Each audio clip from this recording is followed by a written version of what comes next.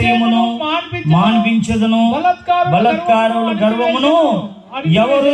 ఎవరు ఈ అహంకారులు, ఎవరు ఈ బలత్కారులు, ఎవరు అతిశయించేవారు, ఎవరు గర్వించేవారు అంటే నేడు దేవుని మాటలు వినని వారు ఒక రకమైతే విని నడవని వారు మరొక రకం.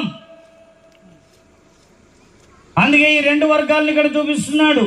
ఒకలేమో అహంకారులకు, మరొకరైతే బలత్కారులకు, గర్వాంధులుగా కూడా చూపిస్తూ ఉన్నాడు.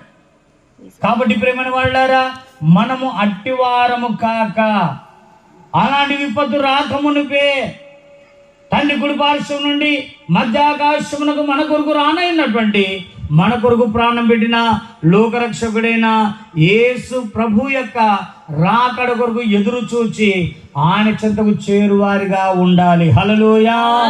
లేకపోతే ఇక్కడ చెప్పబడిన ఏ శిక్షావిధి వచ్చినా మనము తప్పించుకోలేము.